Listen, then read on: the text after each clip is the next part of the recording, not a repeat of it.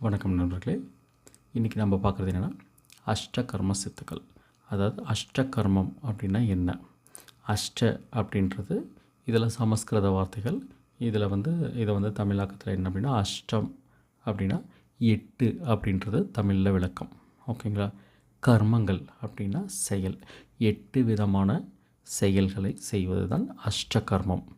அதாவது அஷ்டகர்மம் என்பது 8 விதமான செயல்கள் என்ற பொருள்.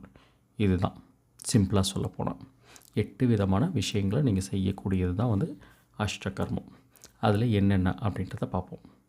முதல் விஷயம் வசியம், 2 மோகனம், 3 ஆக்ரோஷனம், 4 ஸ்தம்பனம், 5 பேதனம், 6 வித்வேஷனம், 7 உச்சாடனம், 8 மாரணம். இந்த வசியம், மோகனம், ஆகர்ஷணம், ஸ்தம்பனம், பேதனம், வித்வேஷனம், உச்சாடனம், மாரணம், இதுதான் வந்து அஷ்டகர்மம். அதாவது 8 விதமான செயல்பாடுகள் அல்லது வேலைகள்னு சொல்லலாம். ஓகேங்களா? இப்போ இந்த 8 விஷயங்களும் என்ன செய்யும் அப்படின்றத பார்ப்போம். முதல்ல வசியம், அதாவது நம்ம பிடிக்காதவங்களை கூட நம்மளை விரும்ப செய்கிறது, நம்மளை பார்க்குறவங்கள நம்மளை வசியப்படுத்துது, நாம் சொல்கிறத கேட்டு அப்படியே செய்யக்கூடியது, அதுதான் வந்து வசியம். வசியம் நிறைய பேர்த்துக்கு நான் சொன்ன உடனே அர்த்தம் புரிஞ்சிடும். இது வந்து மக்களே தெரிஞ்சுக்கோங்க, இது ஒரு தவறான விஷயம் கிடையாது. அதாவது ஒரு கணவன் மனைவிக்கிடையே ஒரு கருத்து வேறுபாடுகள் இருக்குது அப்படின்னா அவங்கள ஒன்று சேர்த்து வைக்கிறது வசியம். ஒரு காதலர்களை ஒன்று சேர்த்து வைக்கிறது தான் வசியம்.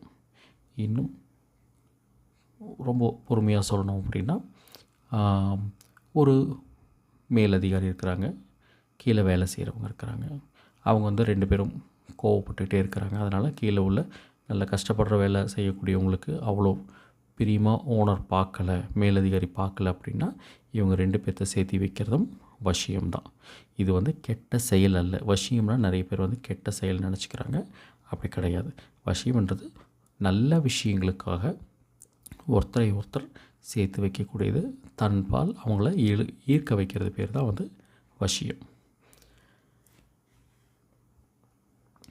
அடுத்தது பார்த்திங்கன்னா அப்படின்னா மோகனம். அதாவது நம்மளை பார்க்குறவங்க அத்தனை பேரும் நம்ம மேலே ஆசைப்படணும், நம்ம விருப்பப்பட்டு பேசணும் அப்படின்னு செய்யக்கூடியது மோகனம். உதாரணமாக பார்த்திங்க அப்படின்னா ஒரு சினிமா ஸ்டார்ஸ் இருக்காங்க அப்படின்னா அவங்கள பார்த்தீங்கனாலே வந்து பார்த்திங்கன்னா நீங்கள் விரும்பி போய் பேசுவீங்க. அது ஒரு வகையான ஈர்ப்பு. இது பேர் வந்து மோகன சக்தி அப்படின்னு பேர். இந்த மோகன சக்தியை தான் வந்து நாம் ஒரு விதமான கர்மம் மோகனம் அப்படின்னு சொல்கிறோம். ஓகேங்களா? இது வந்து பார்த்திங்க அப்படின்னா ஒரு தொழிலில் நான் ஜெயிக்கணும், என்னை தேடி நிறைய மக்கள் வரணும், வியாபாரம் வந்து என்னை தேடி நிறைய வரணும் அப்படின்னு கேட்குறவங்களுக்கு இந்த மோகன சக்தியை வந்து நாம் வந்து மாந்திரிகத்தின் மூலமாக தெய்வ சக்தியோட உதவியோடு செஞ்சு கொடுக்க முடியும். இதுதான் வந்து மோகனத்தோடைய அர்த்தம். அடுத்தது பார்த்திங்க அப்படின்னா ஆக்ரோஷனம். மோகனமும் ஆக்ரோஷனமும் ஒரு போல தான் இருக்கும். அதாவது என்னென்னா மோகனம் வந்து பார்த்திங்க அப்படின்னா இப்போ நான் சொன்ன மாதிரி வந்து பார்த்திங்கன்னா பார்க்குறவங்கெல்லாம் நம்மளை மோகித்தல், அதுதான் வந்து மோகனம். ஆகர்ஷணம் அப்படின்றது அதுக்கும் ஒரு படி மேலே. அதாவது நம்மளை பார்க்குறவங்க அத்தனை பேரையும் நம்மளை கவர்ந்து இழுக்க செய்வது, அதுதான் வந்து ஆகர்ஷணம். ஓகேங்களா? அது எப்படியாப்பட்டவங்களாக இருந்தாலும் சரி, அதாவது காந்தத்தை பார்த்த இரும்பு போல் அது வந்து பார்த்திங்கன்னா கவர்ந்து இழுத்து ஒரு இடத்துல இருக்கக்கூடிய ஒரு ஈர்ப்பு சக்தி மூலமாக மற்றவர்களை கவர்ந்து இழுக்கிறது தான் வந்து ஆகர்ஷணம். அடுத்தது நண்பர்களே நம்ம பார்க்குறது ஸ்தம்பனம். ஸ்தம்பனம் அப்படின்றது வந்து பார்த்திங்க அப்படின்னா ஒரு விஷயத்தை ஸ்தம்பிக்க செய்வது. அதாவது நடந்துக்கிட்டு இருக்கக்கூடிய ஒரு விஷயம், அது எதுவானாலும் சரி, அதை செயலிழந்து எங்கே இருக்குதோ அந்த விஷயம் அப்படியே நிறுத்தி வைப்பது அப்படின்றது தான் ஸ்தம்பனத்துக்கு உண்டான அர்த்தம். அதாவது இதை வந்து பார்த்திங்க அப்படின்னா ஒருத்தரை ஸ்தம்பிக்க வைக்கிறது அப்படின்றது வந்து பார்த்திங்க அப்படின்னா தவறு கிடையாது. அதாவது ஸ்தம்பிக்க வைக்கிறதுனா ஒரு மனிதனை ஸ்தம்பிக்க வைக்கிறது கிடையாது. அவனுடைய வளர்ச்சியை ஸ்தம்பிக்க வைக்க முடியும், அவனுடைய நோயை ஸ்தம்பிக்க வைக்க முடியும், அவனுடைய தவறான பழக்கங்களை ஸ்தம்பிக்க வைக்க முடியும். இதுபோல் பல உதாரணங்கள் சொல்லலாம். ஸோ ஸ்தம்பனம் அப்படின்றது வந்து பார்த்திங்கன்னா தடை பண்ணி நிறுத்தி வைக்கக்கூடியது. இது பேர் தான் ஸ்தம்பனம். அடுத்தது பார்த்திங்கன்னா பேதனம். பேதனம் அப்படின்றது வந்து பார்த்திங்க அப்படின்னா 2 பேரை பிரிக்கக்கூடிய ஒரு விஷயம். அதாவது மோகனம் வசியம் எப்படி சேர்த்து வைக்குமோ, பேதனம் அப்படின்றது பிரித்து வைக்கும். அதாவது உதாரணத்துக்கு ஒரு கள்ளக்காதல் இருக்குது, அல்லது கூடாத நட்பு இருக்குது, இவனோட இவன் சேர்ந்தால் அவங்க வந்து 2 பேருமே உருப்படாமல் போயிடுவாங்க அப்படின்ற மாதிரி நினைக்கிறீங்க அப்படின்னா, பேதனம் பண்ணும்போது வந்து பார்த்திங்க அப்படின்னா அவங்க பிரிஞ்சிருவாங்க. இதுதான் பேதனத்துக்கு உண்டான ஒரு விஷயம். இது வந்து எதிரியை பேதனம் செய்ய முடியும். கணவன் மனைவி உண்டான அதாவது தகாத உறவுகள் இருந்தது அப்படின்னாலோ, நண்பர்கள் இருந்தாங்கனாலோ, உறவினர்கள் இருந்தாங்கனாலோ, அல்லது தவறு இழைக்கக்கூடிய 2 பேரை பிரித்து வைக்கிறதுக்கு பேர் பேதனம். அடுத்த கர்மம் வந்து பார்த்திங்க அப்படின்னா வித்வேஷனம். வித்வேஷனம் அப்படின்றது ஒருத்தருக்கோ அல்லது பலருக்கோ ஒரு பகையை உருவாக்கி அவங்கள வந்து அழிக்கிற அளவுக்கு கொண்டு போகிறது பேர் தான் வித்வேஷனம். இது வந்து பார்த்திங்க அப்படின்னா நமக்கு வந்து 2 பேர் சேர்ந்து ஏதாவது ஒரு துரோகம் செய்கிறாங்க அப்படின்னா, அவங்க 2 பேர் சேரங்காட்டி தானே இந்த பிரச்சனை வருது அப்படின்னா அவங்கள பிரித்து வைக்கிறது. அப்போ வந்து என்னென்னா, நீங்கள் நார்மலாக சொன்னீங்க அப்படின்னா அவங்க கேட்க மாட்டாங்க. அதனால் அவங்க 2 பேர்த்துக்கும் வந்து பார்த்திங்கன்னா சண்டையை வந்து ஏற்படுத்தி அல்லது பகையை ஏற்படுத்தி, அவங்க பார்க்கும்போதே ஐயோ இவங்கிட்ட பேசக்கூடாது அப்படின்னு சொல்கிற அளவுக்கு அவங்க 2 பேர் மனசுலேயும் வந்து அந்த விஷயத்தை கொண்டு வர்றது தான் வந்து வித்வேஷனம். அடுத்தது பார்த்திங்கன்னா உச்சாடனம்.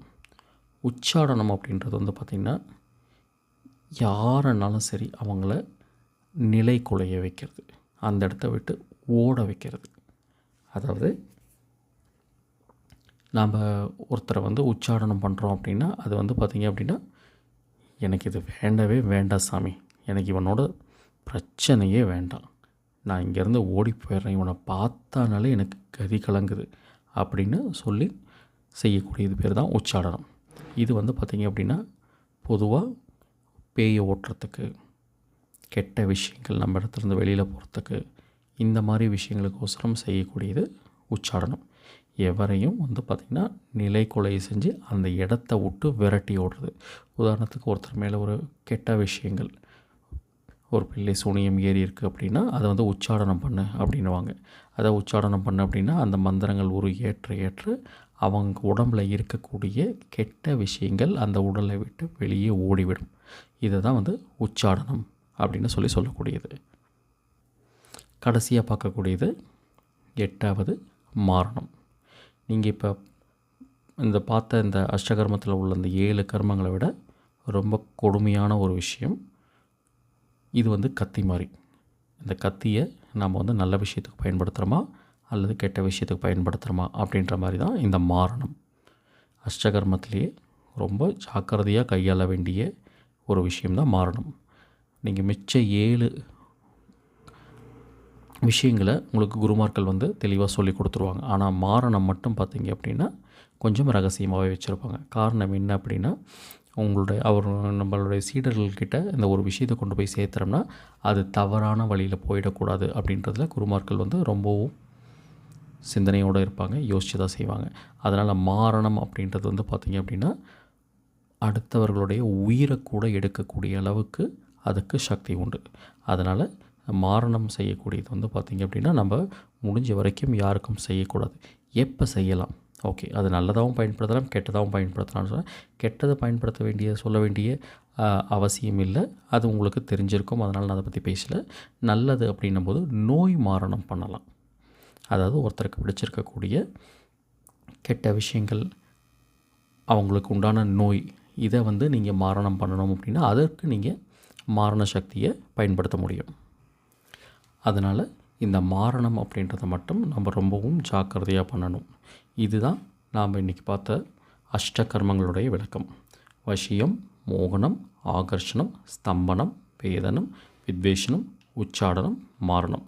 இது போல் பல தகவல்களை தெரிஞ்சுக்கிறதுக்கு மறக்காமல் இந்த சேனலை சப்ஸ்கிரைப் பண்ணி வச்சுக்கோங்க, சேவ் பண்ணி வச்சுக்கோங்க. உங்களுக்கு இந்த விஷயம் நன்மையான விஷயம், இது இவங்கக்கிட்ட இருந்தால் இது உபயோகப்படும் அப்படின்னு நினைக்கக்கூடிய நண்பர்களுக்கு ஷேரும் செய்யுங்க. இதில் உள்ள பெல் ஐக்கானை ப்ரெஸ் பண்ணி வச்சுக்கோங்க.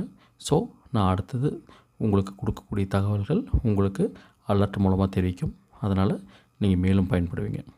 நன்றி, வணக்கம்.